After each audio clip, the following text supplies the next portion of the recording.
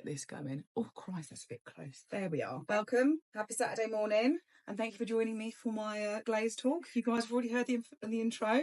Today we're going to be talking about glazes. You all know how to apply glaze. No, you're not joining in. No, come and lie in your bed. Come on.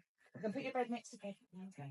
Good, that's what you want really, isn't it? They're going to think you're talking to a student like that. Yeah. Come on, come and get in your bed. Good job. Come over here. Right, so you all know how to apply glaze, right? I've seen you all doing glazes, so I'm not going to bother doing you a demo. What I want you to understand today is a bit more about glaze, what it's made of, how it interacts with the clay, and so you can start to understand the processes from a different angle, which is going to give you how you to be able to work with them a bit better. So, first things first, what is glaze? You guys already know. So the way that I describe it is it's a little bit like when you're making a cake or a batter. You've got your eggs, you've got your flour, you've got your milk. But with eggs, flour and milk, you can make pancakes or you can make a sponge cake, right?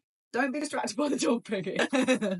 And what the difference is between making a pancake and making a sponge cake, it's temperature, it's size. We've all taken a recipe from our nan who makes the best cake ever, and you go home and you try and put it in your oven and it comes out rubbish. And that's because all of the other factors that come into play, right? Temperature, pan size, the ingredients, the specifics. And it's the exact same thing with glazes. So what is glaze made of? It's got one main ingredient, which is a glass form, which is silica. And it's also got some clay in it as well to help it adhere. And then it has two other things. It's got a refractory or a stabilizer that stops the glass from running off the pot when you apply it. And it has a flux, and a flux lowers the firing temperature and it actually makes it run. So those are your three main ingredients. Different types of glazes will have different ratios of that with other ingredients. The same way that you're going to add some lemon to your sponge cake, you might add a bit of cobalt to make it blue, or you're going to make a chocolate cake or whatever, that's going to be some manganese. There's lots of different things you can add into it. But once you understand those three things and how they interact with each other, it gives you a better knowledge of knowing what kind of glaze and how to apply it.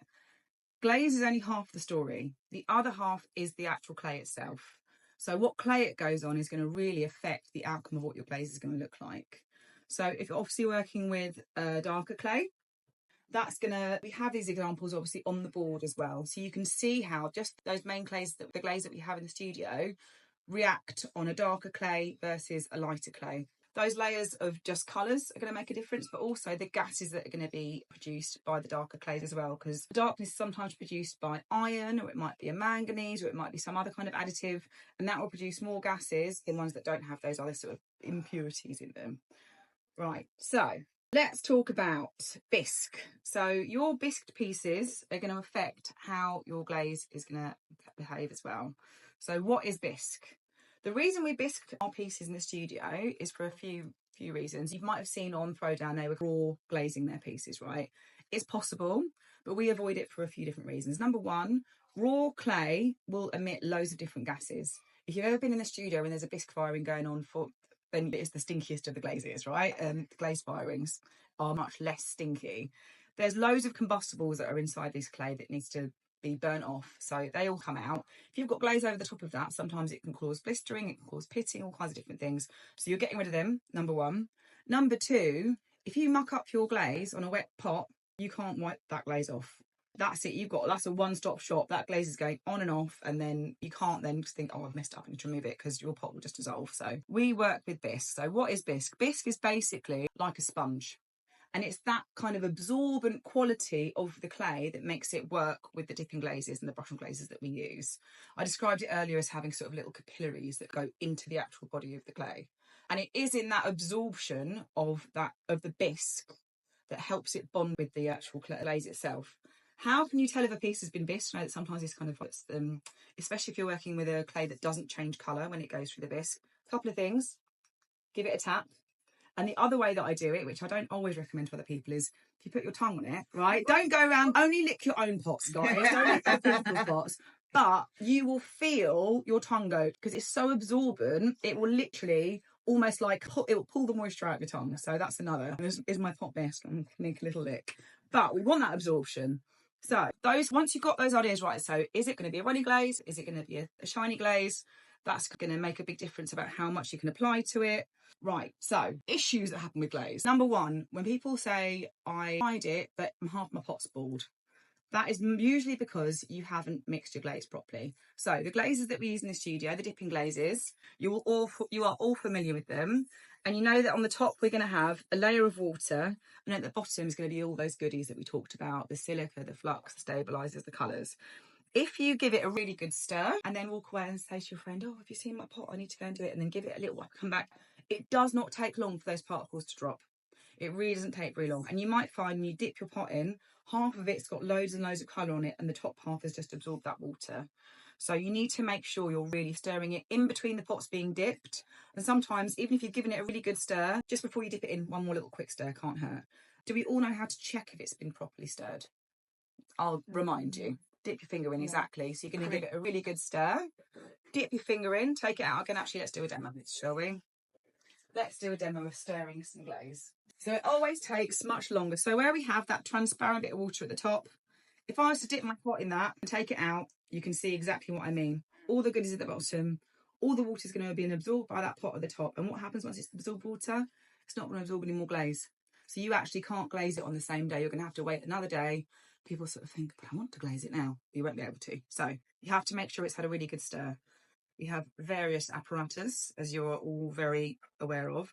I picked up a glaze, luckily, that hasn't got a lot of glaze in it, so it's going to be easier to stir. And it's one of the more popular glazes in the studio. The longer your glaze has been sat there, the more likely it's about to settle into the bottom of the pan and become a bit of a chunk, and you're going to have to give it a really good stir.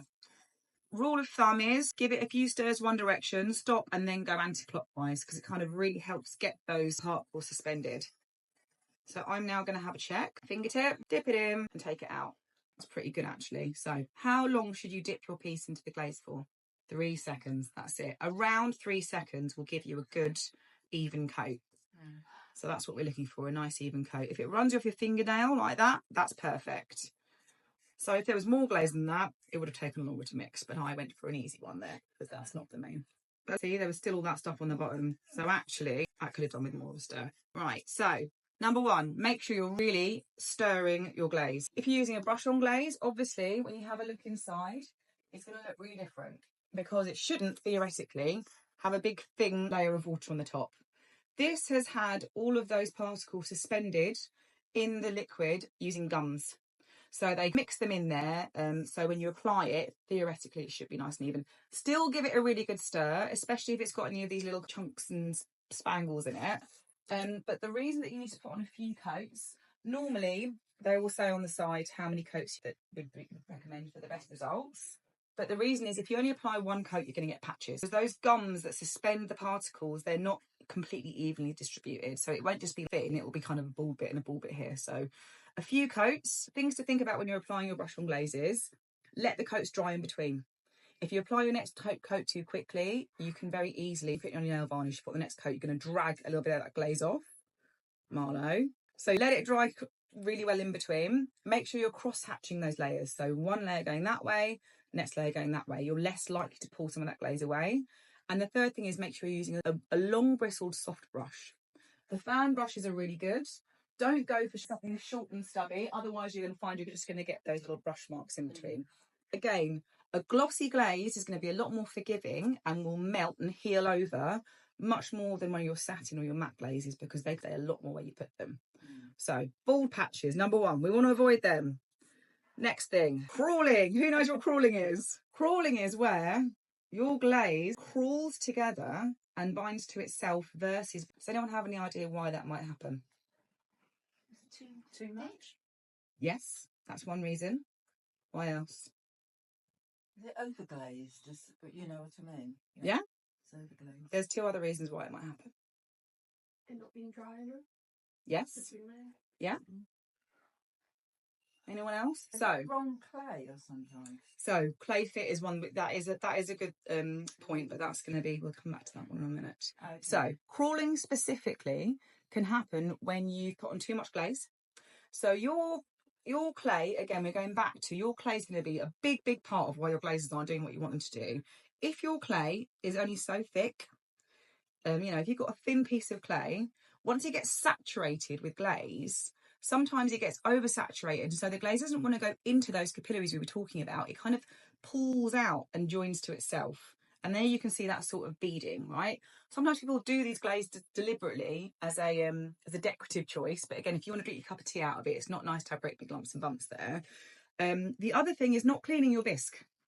If there's a layer, if you've got your pot straight out of the kiln, even if it's straight out of the kiln, some people say you don't have to clean it. I will always clean my bisque because there's gases that have been released in that kiln. There's salts that have been released in that kiln. There's going to be dust. A little wipe over with a damp sponge means that you've now got really good, there's nothing to get in between your bisque and your glaze. The third reason is if you're handling your bisque a lot with greasy hands. So you might have given it a clean, but then, I mean, you know, I'm terrible for walking around with a cheese toastie in the studio, you know, and someone picks it up or you've just kind of been stood there handling it, your natural oils from your fingertips can actually stop that glaze from adhering. And another reason is if you've given it a wipe down, but you actually, your pot, like you said, has absorbed too much moisture from that sponge. So there's only so much absorbing that it can do. In the same way that when it's going to absorb the water from the top, if it's kind of had a really, really wet sponge rubbed all over it, it's not going to have anywhere for that kind of glaze to go. So it's not going to get as far into those particles as we want it to. So crawling is an issue that you can avoid from making sure your biscuit's clean, making sure you're not handling it with greasy hands, don't get it too wet. And again, think about your matching up your glaze thickness to the thickness of your pot. If you have a very thin pot, then your glaze, I don't know if we spoke about this before these guys came, didn't we? We'll talk about, yes, running off the pot. So you might have had two pots and you'll use the same glaze on both of them. They've gone made from the same clay, but one of them ran and one of them didn't. Most often that will be because one of them was thicker than the other. So you've got to think your wall of your pot is like this and you're putting on a layer of glaze. Once it's gone in and it can only be absorbed so much, you've got nowhere to go but down if you're working with a vertical side. Obviously, same thing can happen the other way. So I've got a pot at the front. Let me show you actually. You know I love my runny glazes. And I made a big one and it's the ugliest thing. But the reason it's ugly is not run because it's so thick, because it's a weapon. That's supposed to be that runny dreamscape glaze that I use, that combo that I use all the time. But it's really that this is chunky and it's a stoneware. So it's really affected the difference on how that glaze moved, and then now it looks like that. But, you know, still charging 200 quid for it. You know. So if anyone wants it, guys, Christmas or something. So yeah. Win the lottery first. Well, you know, I think it's going to probably drop in price quite rapidly. But yeah, so obviously running off the pot is an issue because you don't want it to stick to the kiln shelf. But if you do want that run, you have that just needed more glaze on it. Yeah. You know, and I've been doing this is my 11th year of doing it, and still it's like I could refire it, I'm not going to bother. So glaze saturation is a big thing to think about. What other issues do we have? So crawling, bald patches, crawling, shivering and crazing. Aha. Again, you guys know a little bit about this already. You're hearing it twice now. So crazing. If you have a look at the top of this pot, you'll see these little thin cracks. Have you guys seen this? Yeah. Mm-hmm. So this, as Peggy said, do you want to have a look at that? Yeah. That is called crazing. Mm. And what it means is that basically the glaze on the outside has shrank a little bit more than the clay shrank. So we're always looking for that clay fit. Yeah. If you have, I can't remember what we said before and what I'm repeating myself. Right, so if you found a pot that you love, the shape of making, and you've got a glaze that's worked, that you love the colour of it, but when you put it on it, crazes, they just don't fit properly. You have to find an alternative for either of those things. The issue with crazing is that it's not food safe and it is a weaker type of glaze. So yes, for the outside of a decorative pot, you know, glazes can be used for two different reasons. Number one is to make it hygienic to be able to eat and drink out of things. The other reason is for decorative purposes. So on the outside, that's probably not a problem. On the inside, if you're going to be eating tomato soup out of something or hot chocolate, over years, I mean, I don't know anyone that's been killed by the bacteria inside a mug so far, but if they were, we'd never know. Right? We'd never know. But, you know, theoretically, if you are planning on selling your work, then crazing is something that would be deemed as a defect.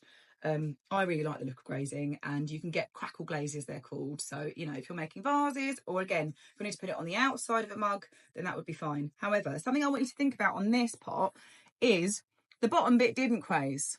The top bit did, where that wet sand was added. So that wet sand is a flux. You know, we're talking about that run. It lowers the temperature of the firing temperature of the glazes. And in adding that flux, that changed the shrinkage of the glaze. Wow. So, you know, you always have to be conscious, especially when you're layering things, is you're going to be changing the chemistry of the glazes that you're putting it over. So it might be something that's the most reliable. Like this is the light oatmeal that works in the studio, and that's a really reliable, good satin glaze that's food safe. But you add something that's a little bit more kind of reactive on the top of it, all of a sudden it's not. So yes, crazing can be avoided by basically just changing the clay fit. Yeah, you can't fix it. There are certain things you can do to kind of lower or higher the temperature by adding certain chemicals to your glazes, but honestly, I would just try a different one personally. Right, so we've done crawling, we've done crazing. What else have we got? Pitting. What are these lovely names like? So what is pitting?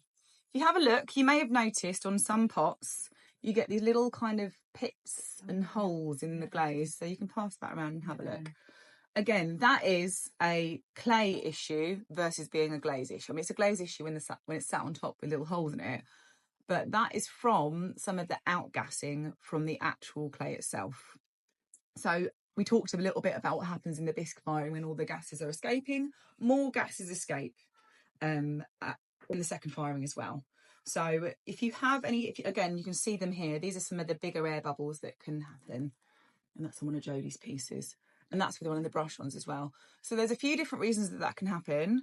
Number one is you can have additives in your clay. So additives would be, you may have seen that I sometimes wedge in some speckles, little spangles from oxides. They produce gases and they'll continue to produce gases.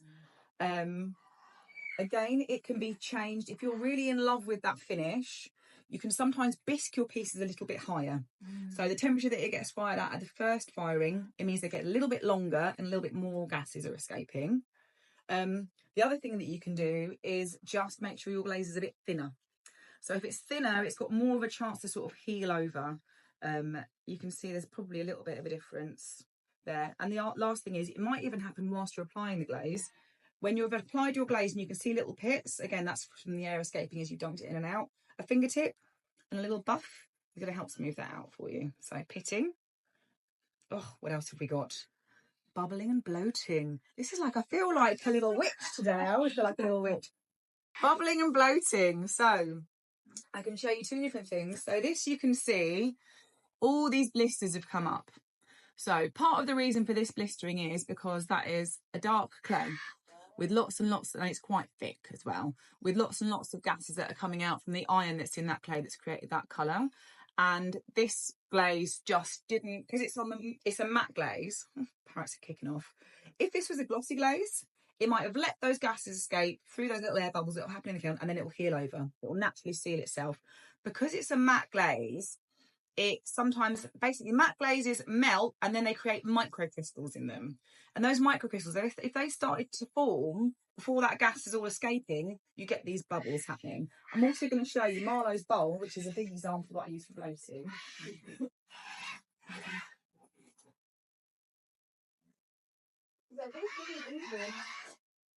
It's relatively clean, guys. Again, lick your bisque, don't lick this spot. So, oh my God, has it got a lump of butter on the side of it? What the fuck? Oh, okay. Let's just put that there. So, pretend that didn't happen. It was a lovely bowl, I think we can all agree. And this is a Mako birch and the toasted clay that we used in the studio that was really quite dark. However, can you see those big bubbles? Those big bubbles, it's up to you if you want to hold it or not. It's not that clean, but it's almost like a poppadom, you know, these big bubbles. And that is the gases that have come out. Everyone's like, there you go. It's the dog. Yeah, this is it. That is the gases that are produced by that clay, and because that glaze has started to seal up before they've escaped, it's not even come through the glaze. It's stayed in pockets inside the clay and then just swelled up. Wow. Yeah. Yeah, I really like it, yeah. I like it at a distance. It is, it's like a bubble, isn't it? Yeah, and it's all through. So obviously, you know, I loved the look of this on that glaze. You know, I could try it again with a different clay that but it's that's to do with the clay. That's to do with the clay. Yeah. So bloating is so, you know, but it's a bad fit between the glaze and the clay that causes the bloating. So even though the glaze actually came out quite pretty, it's still not a very good functional item. Right. So What else? What other issues do we have? Bald patches, crawling, shivering, grazing, pitting, bubbles, bloating. So, how to start to ensure you get more consistent results with your glazing, right? I think that's the main thing is you go, oh my God, I've got this lovely result and I want to do it again, but it's not looking the same. Number one, guys, get a sketchbook. Get a sketchbook, write down what you're doing, but not just the glaze, write down how many coats, because it makes a very, very big difference. You know, we've got the matte glaze, the matte blue glaze that we have in the studio, when it's thin, is brown. But when it's thick, it goes this really lovely, unctuous blue, right? So you have to really think about how much glaze you're applying. If you need a thick coat for that glaze to look pretty, you can't put it on a thin piece. It won't work, it will run off, right? So it's always thinking about how to create that match. Quite often people go, this doesn't look like what it does in the pot. How can I make a difference? If you want your glaze to look anything like that, it might, but the other thing you're going to have to do, and no one's going to thank me for this, is you're going to have to test it, right? Testing, testing, testing. No one likes testing. Taking them out of the kiln's great, right? But no one wants to make the samples and no one wants to actually go through it. But what that's going to look like at 1 coat, 2 coat, 3 coats is going to be completely different. You know, the dilution of the actual particles is going to be different. How much is getting absorbed is different. If you've got speckles, are they going to run or are they going to stay where you put them? You have to keep testing. Another big thing to think about when you're testing, is it going to be vertical or is it going to be flat? Yeah. You know, I've just done all of that weird clay. I still haven't glazed it because I had to do testers for it first. And they are all flat. I'll show you. I've made testers that are little flat plates because they're plates and bowls. So there's no trouble making tall testers, tall test styles. There you go. That's a tongue twister. But they look like.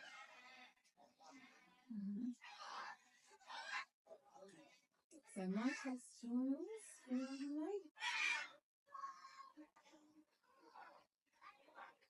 are here.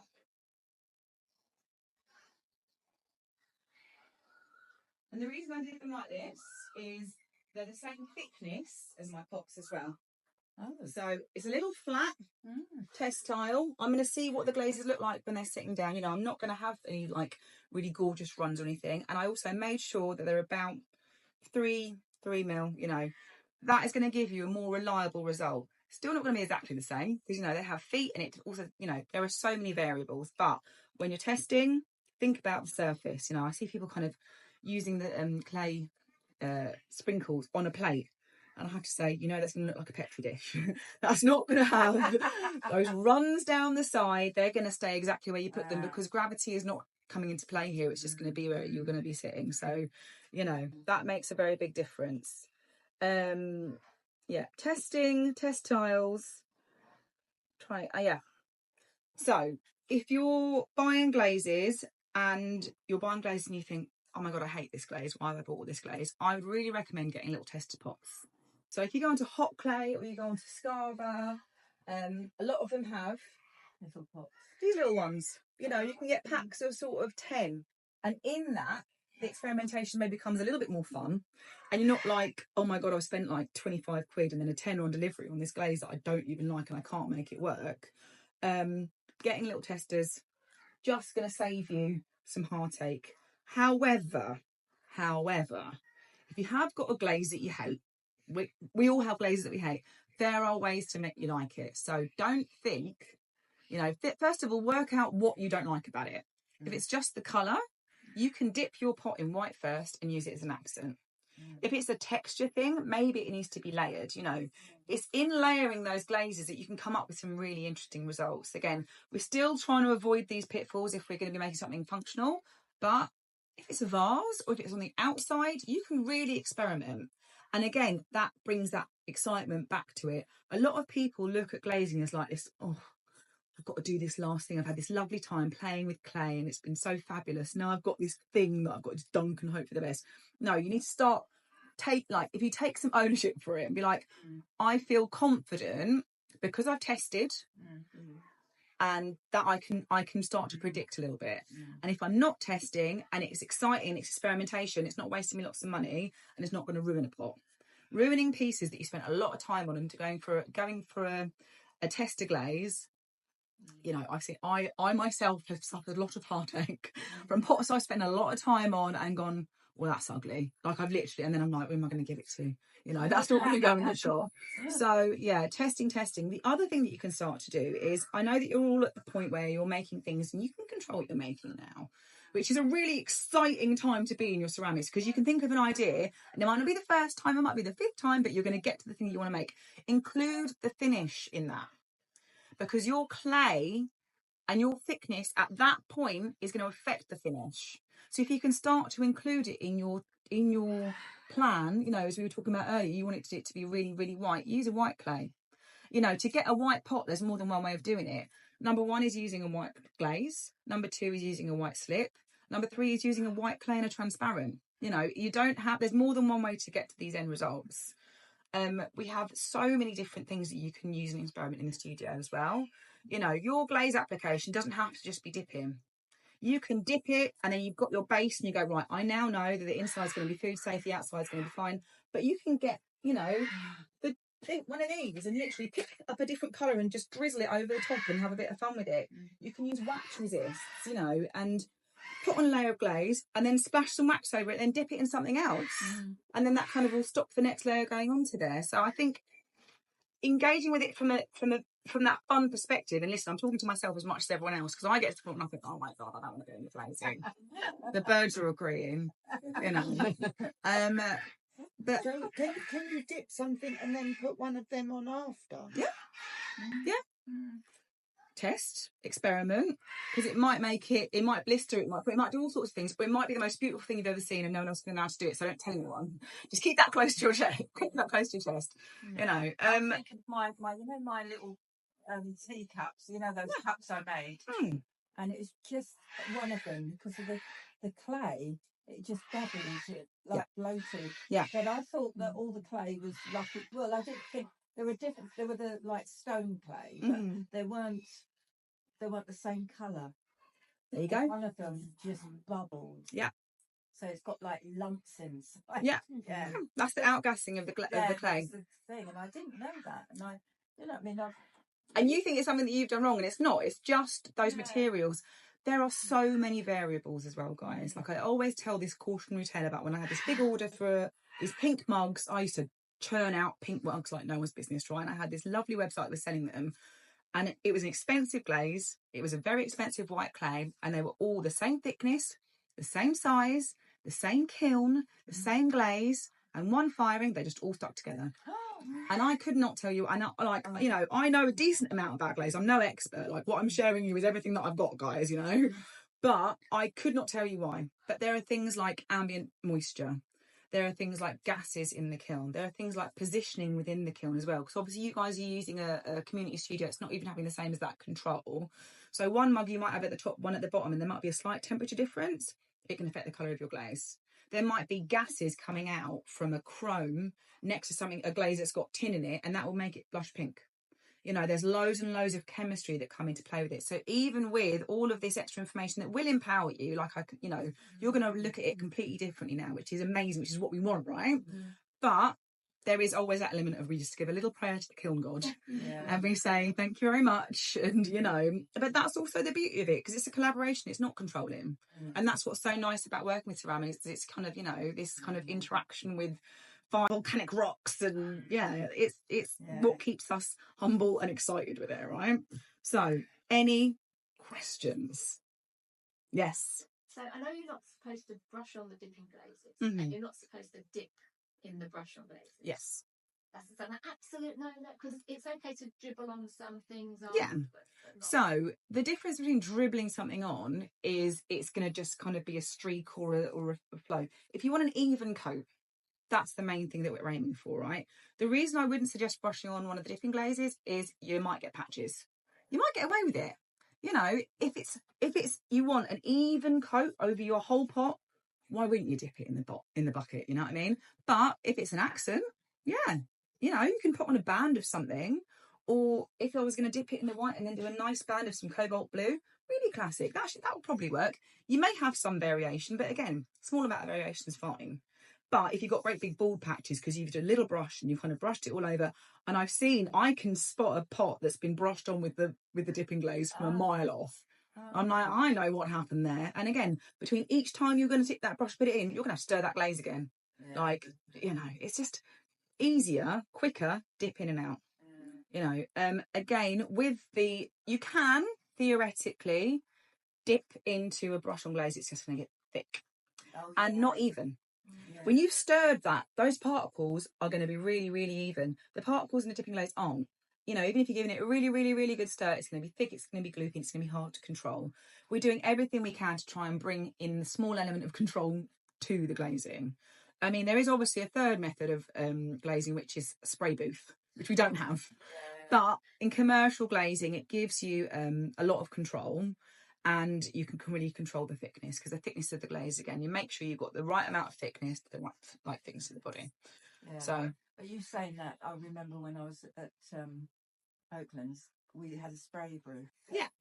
And it was lovely. Just to warn you, there is a little dog who's going to come over and say hello. Right. So all of the art at the front is made by the students, and if you ever fancy having a go yourself, making some pots. Yeah, but my friend, I did that blue head that's around there, and that came out, and it was all even. It's lovely, but she put in a pot. And when she put it in the kiln, and she had it all sprayed and everything, put it in the kiln and it exploded. Oh, God. Yeah. I mean, we do have, however, a little atomizer. So theoretically, you could glaze something and then use the atomizer to spray on a little bit of something. That's the brain. Yes. Hello, how you doing?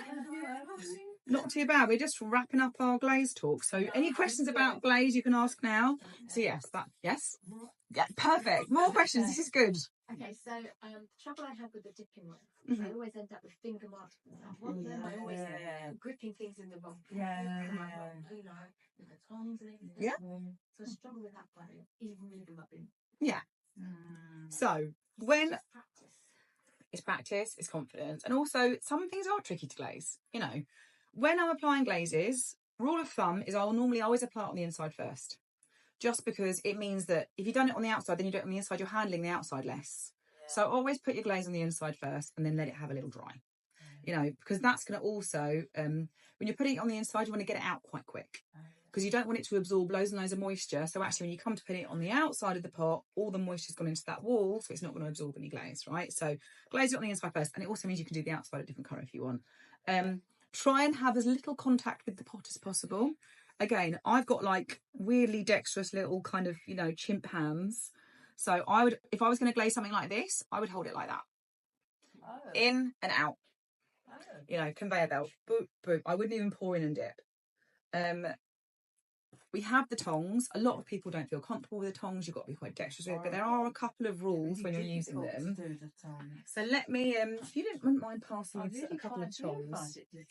I end up dropping. I've not even seen that. I do as well. So, rule of thumb, if you don't like the tongs, don't use them. Don't use them. However, sometimes they can be useful because obviously the mark you're going to have from a tong is going to be much, much less than a fingerprint. Hello. Oh, he's up for a vase. He's up for a vase. What James is. Where the hell is? Fiver. Lovely. Oh, you got a bargain there. Right, let me get the.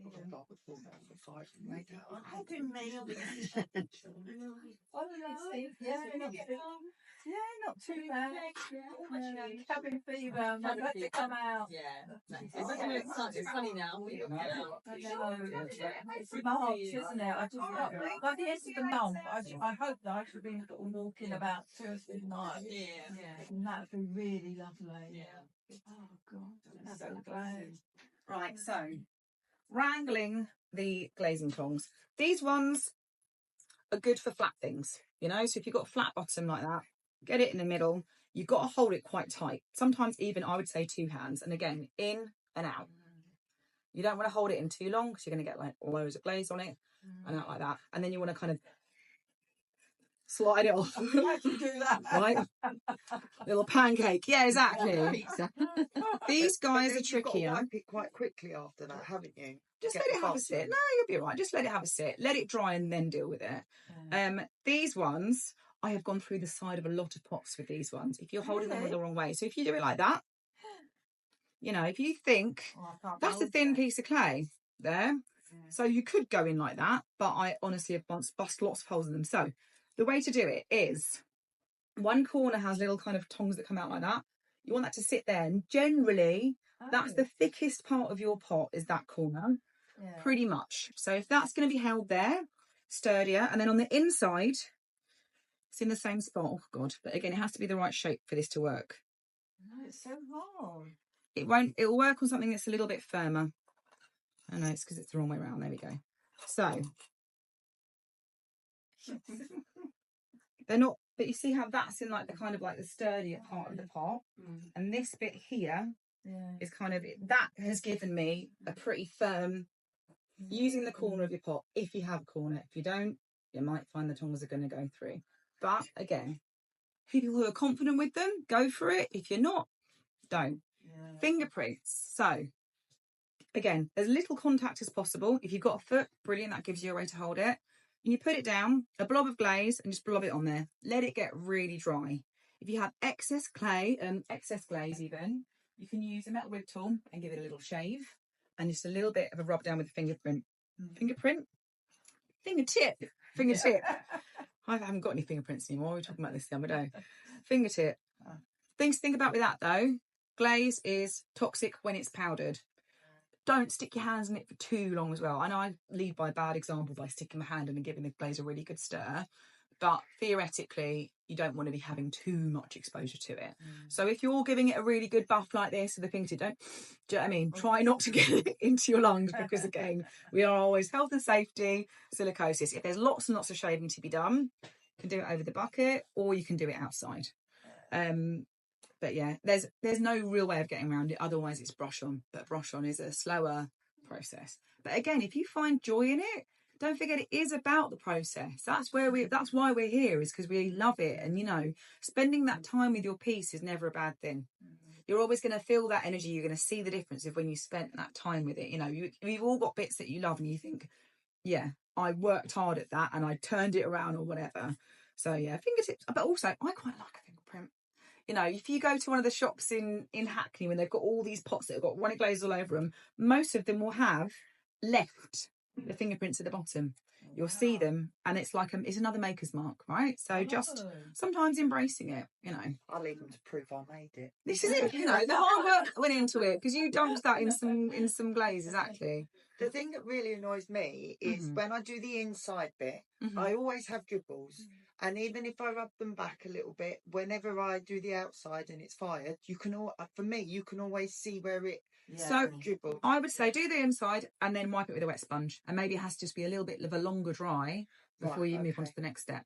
Because if buffing it back, you're layering that glaze. It's just more of that. Those parts would be in there. So that makes sense, right? But you can, as long as you're trying to get it in there. So fill it in, chuck it out. Or pour it in and twist it out, you know?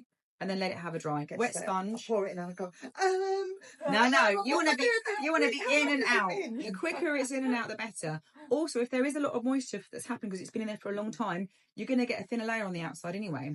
So that first layer that went on is going to go onto that really dry bisque. Whereas if you had that inner moisture starting to leach into that layer of bisque, depending again how thick your piece is, it won't absorb as much. So damp sponge. Twice in the same colour. You shouldn't have to.